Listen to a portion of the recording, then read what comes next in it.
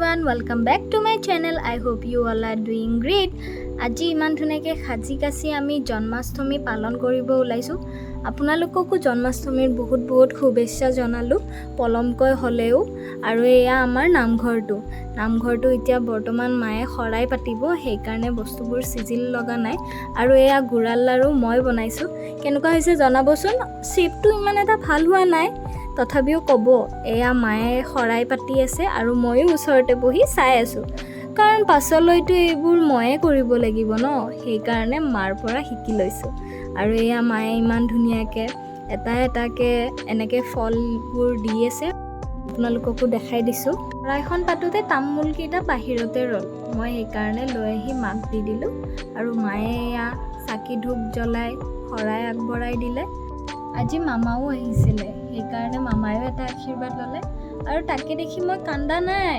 এয়া কামাল হৈছে এইটো, এয়া মায়ে ধূনা দিছে যে, সেইকাৰণে চকুৰ পানী ৰ'বই পৰা নাই। আৰু এয়া দেউতাও আহি পালে, সেইকাৰণে আমি নাম ল'ম এতিয়া। নাম লোৱাৰ আগতে আপোনালোকক দেখাই দিছোঁ আমাৰ নামঘৰটো। এয়া আমাৰ সৰুকৈ মৰম লগা নামঘৰটো। আৰু এতিয়া নাম লওঁ দেই, আপোনালোকে চাই থাকক। কৃষ্ণ প্ৰভু।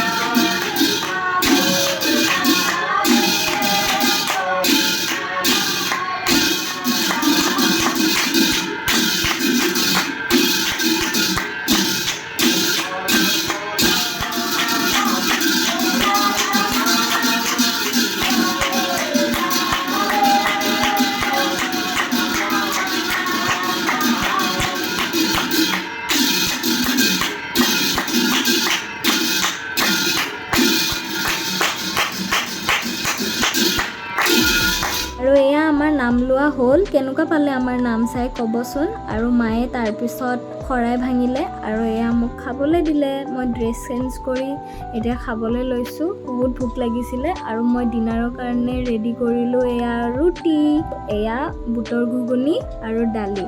আৰু ওচৰৰ খুৰাজনে দিছিলে এয়া খিচিৰি আৰু তৰকাৰী। আশা কৰোঁ আপোনালোকে এই ভিডিঅ'টো চাই ভাল পালে। যদি ভাল পালে তেনেহ'লে মোক like, share, comment and subscribe কৰি যাব নাপাহৰিব। আজিলৈ ইমানে, বাই।